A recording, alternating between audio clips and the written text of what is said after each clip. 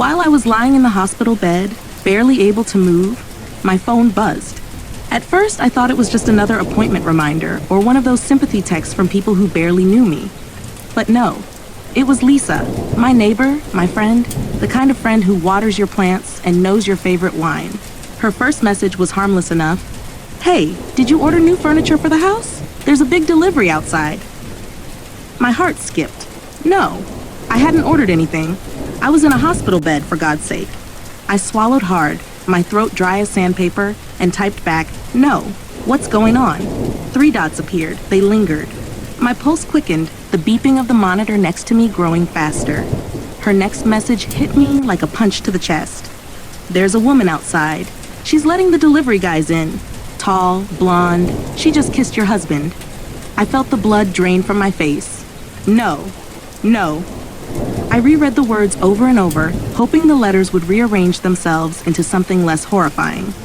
The nurse must have noticed the way I clutched the phone, because she asked softly, "Are you okay?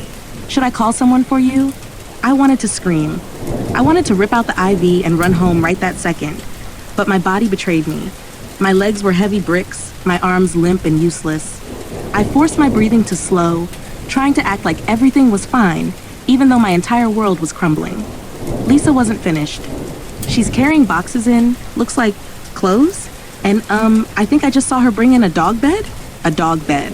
We didn't have a dog. Tears burned at the corners of my eyes, but I blinked them back. Not here. Not like this. While the pain in my body throbbed in time with my heart, my mind spun wildly. This couldn't be happening, but it was. My husband was moving another woman into our home while I was lying helpless in a hospital bed. The irony was so cruel, it almost felt scripted. I wasn't always this powerless. No. Once I was full of life. Once I thought I had it all figured out. We met 3 years earlier at my cousin's wedding. I remember the way he'd looked at me across the dance floor. Confident, charming, like he saw straight through the crowd and right into me. "You look like you don't belong in this chaos," he'd said, handing me a glass of champagne. I laughed, brushing a loose curl behind my ear. "Maybe I don't," I replied. And from that moment, I was hooked. He had that easy charm that could melt anyone. My friends called him dangerously smooth. I should have listened. In the beginning, he made me feel like the only woman in the world. Surprise lunch dates at my office, flowers delivered just because, whispered promises of our future together. We talked about building a home, starting a family, traveling to Greece, a place I'd always dreamed of seeing. But there were signs. Oh, there were signs. Little moments I chose to ignore, like the time he borrowed money from me just until payday, but payday came and went, and the repayment never did. Or the way he always kept his phone face down, claiming he hated distractions, even though notifications flashed like warning sirens. And there was that lingering connection to his ex. He claimed they were just tying up loose ends. I believed him. I wanted to believe him. He had a way of making me feel like I was overreacting anytime I raised a concern. "It's all in your head, babe," he'd say, flashing that disarming smile. Why would I mess up what we have? I swallowed my doubts, buried them deep beneath the surface. Because love is supposed to be about trust, isn't it? It's supposed to be about believing in the person you choose to share your life with. So I did. I believed him, even as the cracks started to show. Looking back now, lying in that hospital bed with tubes in my arm and a hollow ache in my chest, I saw everything with brutal clarity. The nights he came home late, smelling like someone else's perfume. The unexplained charges on our joint account, dinners at restaurants I'd never been to. The business trips that seemed to multiply out of nowhere. But I excused it all. I told myself he was busy, that he was stressed, that he needed space. I gave him space, and he filled that space with her. My phone buzzed again, dragging me back to the present. Lisa again. "Do you want me to go over there? I can tell them to leave." My fingers hovered over the keyboard. No, I didn't want her to tell them to leave. Not yet. I wanted to know everything first. Every disgusting, painful detail. If you had asked me back then, I would have sworn we were a team. Maybe not perfect, but close enough. We moved in together 6 months after that wedding where we met. It felt fast, sure, but when it's right, isn't it? I told myself that every time I felt a flicker of doubt. Every time my stomach twisted at his vague answers, his little disappearances. When we signed the lease for our first apartment, he said, "This is the beginning of our empire, babe." I laughed, kissed him, and pushed away the tiny voice whispering, "Is he really the builder of empires, or just a dreamer?" He always had grand plans, you see. Talked about opening his own company, becoming his own boss. I supported him, financially, emotionally, every way I could. I worked long hours at my job, often picking up overtime just to help cover the bills while he worked on his vision. I believed in him more than he believed in himself. I remember one night, I came home exhausted, my shoulders aching from a 12-hour shift, and found him sprawled on the couch playing video games. The living room was a mess. Takeout containers on the floor, laundry piled high in the corner. "Rough day?" he asked, barely looking away from the screen. "You could say that," I replied, dropping my bag with a heavy thud. He chuckled, not even pausing his game. "Don't worry, babe. Once my business takes off, you'll never have to work again." It was meant to be reassuring, I think, but all it did was leave a bitter taste in my mouth, because I was already working like crazy while he chased some future that never seemed to arrive. Still, I stayed. I stayed because love makes you foolish, because I thought if I just held on a little longer, he'd get there. We'd get there. There were good days, days when he surprised me with breakfast in bed, when he texted me midday just to say he missed me. Little crumbs of affection that kept me hoping. But gradually the crumbs became fewer and fewer, and the red flags, they multiplied. He started criticizing me in small, cutting ways. "You always overthink things. Why are you so sensitive? If you dressed up a bit more, maybe I'd take you out." Each comment chipped away at me, but I told myself he didn't mean it. He was stressed, that's all. He'd come around. He always did. Then came the worst day of all, the day of the accident. I was already running on empty, juggling work, bills, and his unpredictable moods. That morning, I remember kissing him goodbye, just like always. He barely glanced up from his phone. "Don't forget the dry cleaning," he muttered. I forced a smile, grabbed my keys, and left for work. I never made it. A careless driver ran a red light. I remember the screech of tires, the sickening crunch of metal, and then darkness. When I woke up in the hospital, pain radiated through my body like fire. My legs were in braces, my ribs ached with every breath, and my head throbbed so violently I could barely think straight. But the worst pain of all wasn't physical. It was the empty chair beside my bed. The absence of the man who claimed he loved me. Days passed, and he visited only once. Once. Long enough to drop off a pathetic bouquet of wilted flowers and mumble, "Get better soon. I have things to take care of."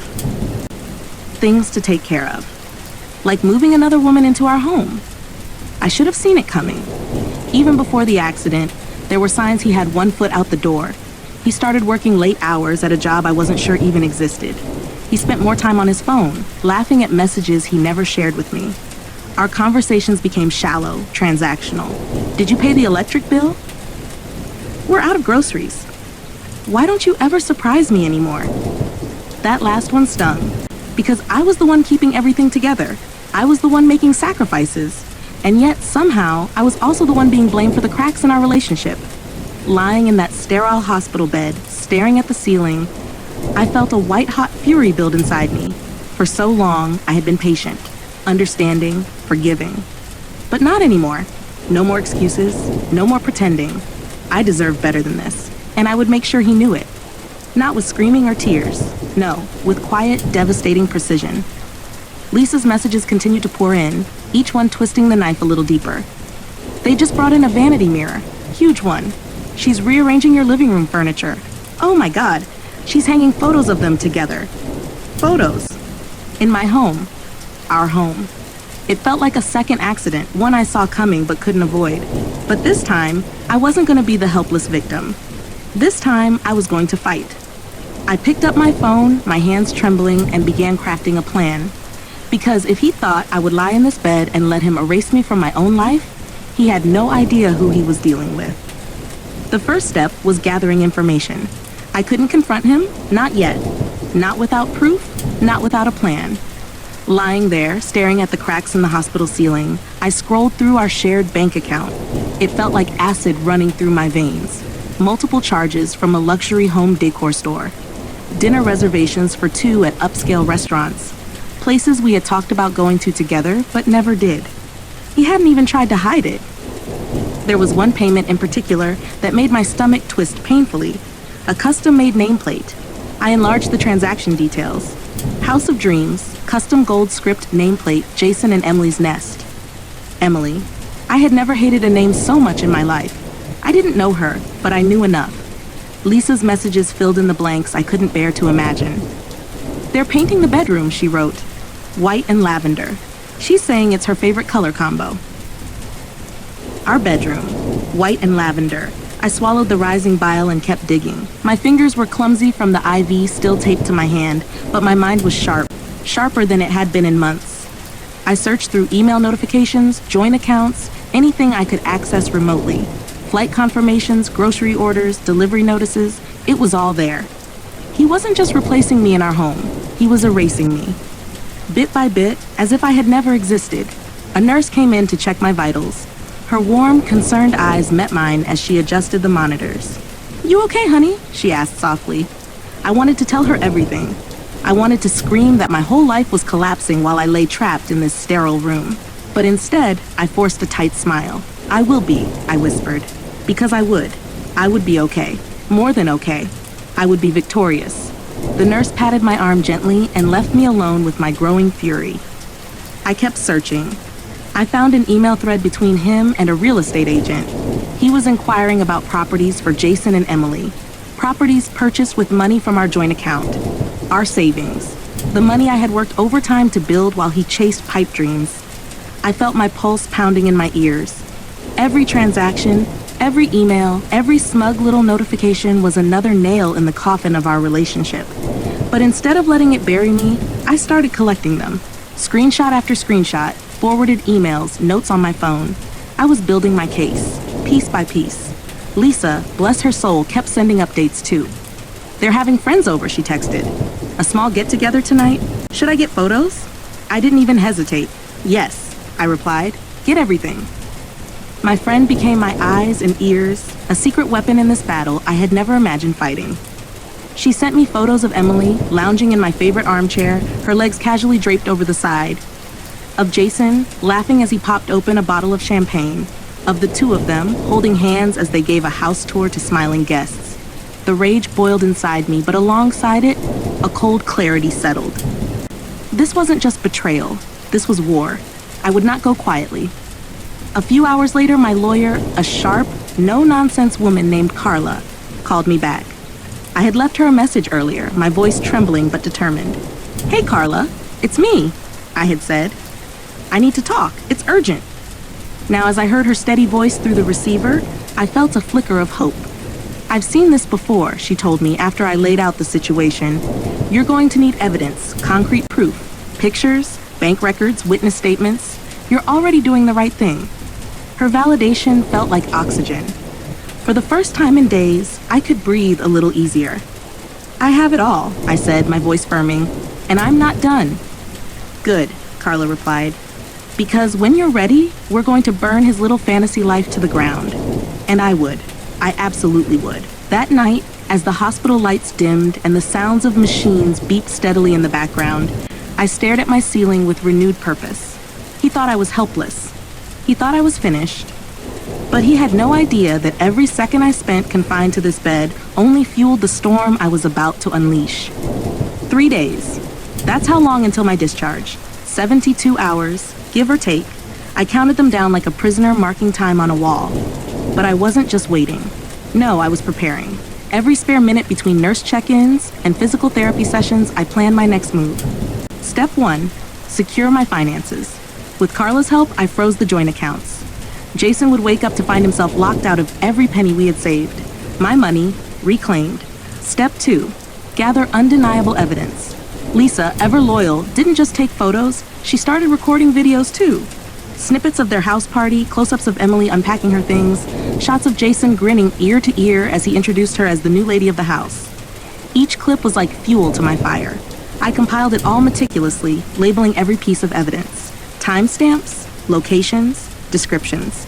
Step 3, set the stage. I contacted Jason's parents, casually letting them know I would be home soon, and planned to host a little gathering to celebrate my recovery. They were thrilled. His mother even offered to help organize it.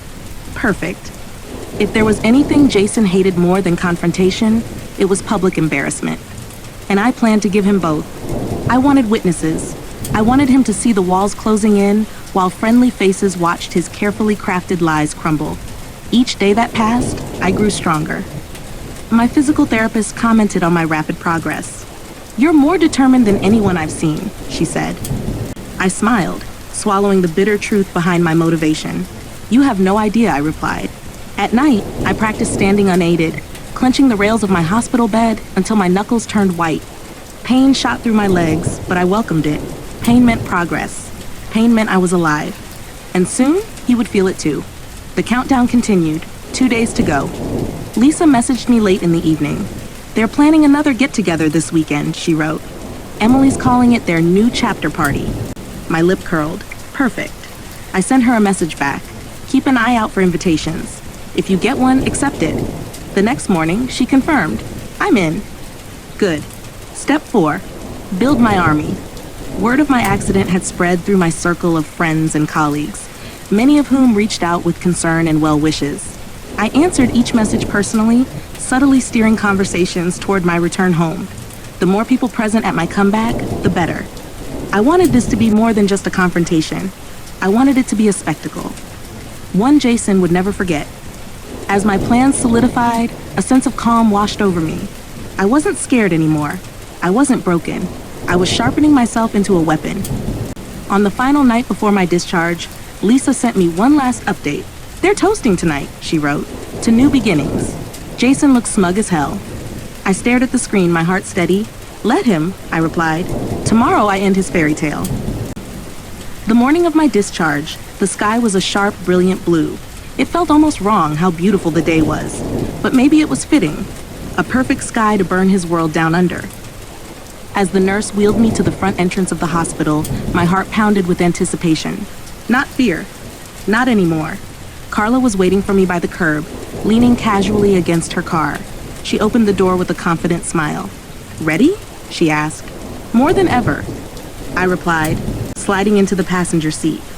The drive home felt surreal. Every familiar street was tinted with new purpose. Shops we used to visit together blurred past my window, their meaning stripped away. Nothing about that life felt real anymore. Carla briefed me on our plan as we drove. "We'll serve him papers immediately after the gathering. Let him dig his own grave first." I nodded. "Good," I said. "I want him to feel safe before the floor disappears beneath him." When we pulled up to the house, I felt a wave of emotions crash over me. My home, my sanctuary, my battlefield. Lisa was already there, hovering near the front steps, pretending to fiddle with her phone. She caught my eye and gave the slightest nod. "He's inside," she mouthed. I took a breath so deep it stretched my aching ribs, then stepped out of the car. My legs trembled, but they held. Step by step, I crossed the threshold of my own home. Inside, the smell of unfamiliar perfume hit me like a slap. Lavender and vanilla, Emily's scent. Their guests were gathered in the living room, glasses in hand, laughter filling the space that once held my quiet mornings and soft late-night talks. Jason was at the center of it all, holding court like the king of a crumbling castle. His eyes widened when he saw me, but to his credit, he recovered quickly. Well, he drawled, setting down his drink. "Look who's home." A few heads turned toward me, curiosity flickering in their eyes. I smiled, wide, unshaken. "Surprised?" I asked. Jason's gaze flicked nervously between me and Carla, who had stepped in behind me, a thick folder in her hand. "Not at all," he lied. Emily appeared at his side, her hand slipping possessively onto his arm. Her expression was smug, victorious. Poor thing, she had no idea what was coming. I scanned the room, locking eyes with every guest. Friends, family, neighbors, people who had believed in us, people who had believed in me. "I thought it would be nice to celebrate my homecoming," I said, my voice calm, steady. "And I wanted to share something special with all of you." Jason's confident facade began to crack. He opened his mouth to speak, but I raised a hand. "Please," I said, my tone as sharp as glass. "Allow me." Carla stepped forward, clicking open the folder. "Before we begin," she said, addressing the room, "I'd like to clarify a few things about the ownership of this property." Murmurs rippled through the crowd. Jason paled, Emily's smile faded. I kept my gaze fixed on him, unblinking. You see, Carla continued, this home is legally owned by my client. Every payment, every furnishing, every square inch of this house belongs to her. Gasps erupted. Emily's hand dropped from Jason's arm like it had been burned. I took a step closer, feeling strength surge through me with every heartbeat. And as of this morning, I said, my client has officially frozen all shared accounts. Jason's eyes flashed with panic. Wait, he sputtered. You can't. I can, I interrupted smoothly, and I did. Lisa moved to my side, her phone in hand. She pressed play. The room filled with Jason's voice, laughing, bragging. She's out of the picture, he said in the recording. Emily and I are building something real now. More gasps. Someone in the back muttered, unbelievable. Emily stepped away from Jason, horror creeping into her features. You said she agreed to leave, Emily snapped at him. You told me this was your house. Jason's face contorted with desperation. Baby, listen. Don't, Emily cut him off, her voice sharp with disgust. Carla closed the folder with a satisfying snap. As my client's legal representative, she announced, I must now ask all unauthorized guests to vacate the premises immediately. The room erupted into chaos. Guests shuffled awkwardly toward the door, avoiding Jason's pleading eyes. Emily stormed past him without another word. And Jason? He looked at me, truly looked at me. For the first time, he saw me not as the weak, wounded woman in a hospital bed, but as the force of reckoning I had become. This isn't over, he hissed. I met his glare with a calm, unshakable stare. Oh, Jason, I said softly, for you, it's only just begun. He stood frozen for a moment, like he couldn't decide whether to fight or flee. But the decision was made for him when Carla handed him the final set of documents. Here, she said crisply, these outline the legal proceedings for the division of assets and a restraining order effective immediately. You are no longer permitted on this property. His mouth opened and closed like a fish gasping for air. No words came out. I watched him take the papers with trembling hands, the color draining from his face. For a split second, I almost pitied him. Almost. But then I remembered every late night I spent working while he chased his dreams. Every manipulation, every lie, every quiet, suffocating moment in that hospital bed, staring at the ceiling while he paraded her through my home. No, I didn't pity him. Not one bit. As he stood there, floundering in front of the few lingering guests, I felt something unexpected. Freedom. Sweet. Absolute freedom. Jason's father, who had arrived shortly after the confrontation began, stepped forward, his face thunderous. You humiliated our family, he spat at his son. Jason looked to his father, then to me, as if searching for someone to save him. No one did. I did this for us. Jason protested weakly. For us, I repeated, my voice laced with ice. You mean for you and her? I took a slow step forward, closing the distance between us until we stood almost nose to nose. Let me make something clear, I said quietly enough that only he could hear. You didn't just lose me today. You lost everything. His eyes flared with panic, darting to Carla, then back to the front door where Emily had vanished. You think you're better than me? He sneered, his voice cracking under the weight of his collapse. No, I replied, my voice calm and certain. I know I am. With that, I turned my back on him, the ultimate dismissal. Lisa walked beside me as we headed toward the kitchen, away from the wreckage we had left behind in the living room. That was beautiful, she whispered, a grin spreading across her face. Thank you, I said, though my mind was already moving forward. There were still things to do, formalities to finalize, locks to change. But for the first time in months, maybe even years, I felt the heavy chains around my chest begin to loosen. In the distance, I heard Jason's footsteps stumbling out the front door. The door slammed shut behind him, a satisfying full stop to a chapter I was more than ready to close. Carla caught up with me in the hallway, her eyes glinting with approval. He's done, she confirmed. You did it. I did, I breathed, and I had. No shouting, no tears, no begging, just quiet, calculated precision, just the truth, exposed for all to see. We spent the next hour restoring order to the house. Lisa helped me strip the bed sheets, tearing away any trace of Emily's lavender-scented invasion. Carla made calls to have the locks changed immediately. By the time we finished, the house felt different. Cleaner, mine. At last, it was mine again. As I stood in the doorway of what had once been our bedroom, I felt a small, victorious smile curve my lips. This wasn't just a homecoming. This was a rebirth. I ran my fingers along the freshly cleaned windowsill, sunlight pouring in like a blessing. "Welcome home," Lisa said softly behind me. I turned, feeling a surge of gratitude for the friend who had stood by me through the storm. "It feels good to say that again," I admitted. And it did. It felt better than good. It felt like victory. That night, I stood in the doorway of my bedroom. No, my bedroom. And for the first time in what felt like forever, I slept in my own bed. The sheets were clean. The air smelled fresh, free of that cloying lavender vanilla scent she had tried to imprint onto my life. I lay there in the dark, staring at the ceiling, feeling the stillness of the house settle around me like a protective shield. It was quiet, but it wasn't an empty quiet. It was peaceful, the kind of quiet that comes not from loneliness, but from victory. My phone buzzed on the nightstand. For a heartbeat, I hesitated. Part of me feared it would be Jason, grasping at any thread he could still hold on to. And I wasn't wrong. There it was, his name flashing on the screen. Not once, not twice, but over and over. 9 missed calls I didn't answer. A string of desperate messages followed. "Please, we need to talk. Don't do this. It was all a mistake. I see that now.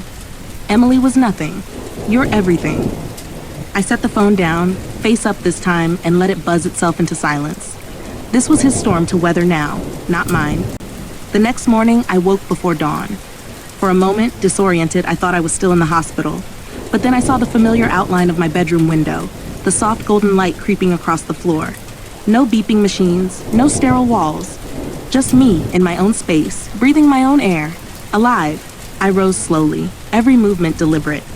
The aches in my body were still there, shadows of my ordeal, but they felt different now. They felt earned. I dressed in clothes that I chose, not the shapeless gowns of the hospital or the drab outfits I used to wear just to survive his critiques.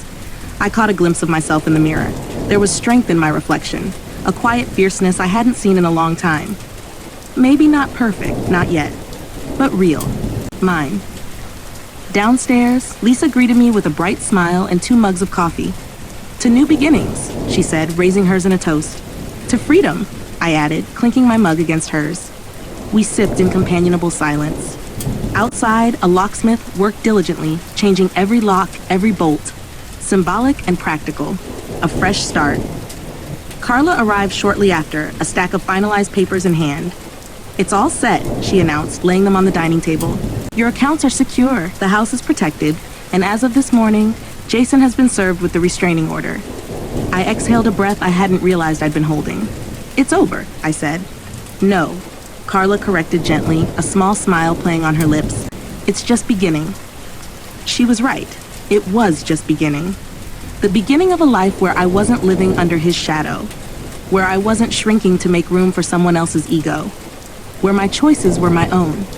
I spent the day reclaiming my space, opening windows, letting fresh air chase out the stale remnants of betrayal, placing my favorite books back on the shelves one by one.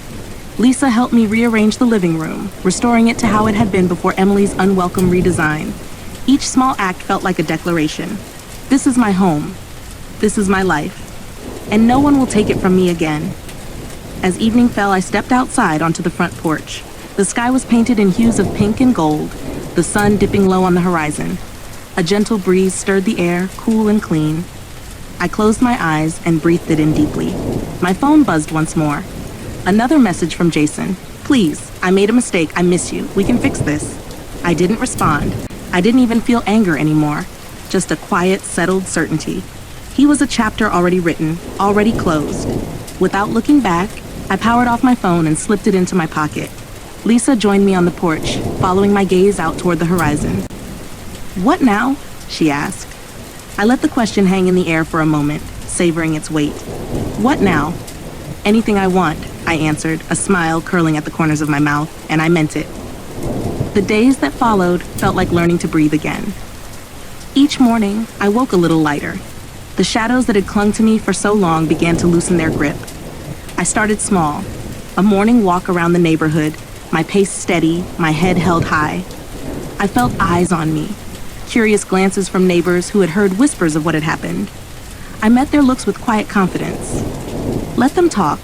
Let them wonder. Their curiosity was my fuel.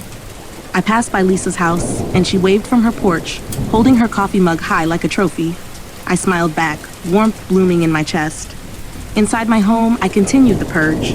Every item that carried even the faintest trace of him or her, gone. Clothes, trinkets, photos, letters. I filled bag after bag until the pile by the door looked like a monument to my liberation. Lisa helped me carry them out to the curb. "Feels good, doesn't it?" she asked, dusting off her hands. "It feels like breathing again," I replied. Together, we watched the garbage truck come and crush it all to nothing. Gone. Just like that.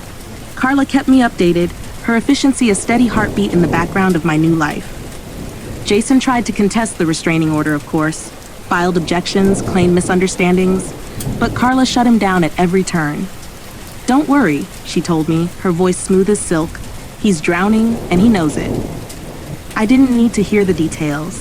I didn't care to read his desperate emails or the thinly veiled threats that followed. They were the frantic gasps of a man who had lost control. And I was finally in control. One afternoon, as sunlight streamed through the windows, I sat at my kitchen table, my table, with a blank notebook in front of me. For the first time in so long, I allowed myself to dream. No limits, no compromises. What did I want? Not what we wanted. What I wanted. The possibilities stretched out before me like an open road. I wrote lists, places I wanted to travel, books I wanted to read, skills I wanted to learn. It felt indulgent at first, almost foreign to think of myself this way. But then I realized, this wasn't indulgence. This was reclamation, rebuilding myself from the ashes of what he tried to burn. Lisa peeked over my shoulder as I wrote. "Skydiving?" she read aloud, a playful lilt in her voice. I laughed, surprised by my own audacity. "Why not?" I said. "Why not, indeed," she agreed, raising an eyebrow. As we shared a laugh, something inside me shifted. A lightness, a release. Jason's name hadn't crossed my mind for hours. Emily's smug face felt like a distant, irrelevant memory. They were ghosts of a past life I no longer inhabited. Later that evening, Carla called with one final update. "All his objections have been overruled," she said. "The house, the accounts, everything is officially yours. He has no legal claim left." "Thank you," I replied simply, my voice steady. "You did this," she reminded me, "not me." After we hung up, I stood alone in the quiet of my living room, sunlight casting golden patterns on the floor. I traced them with my eyes, following the dancing lines like pathways leading me forward.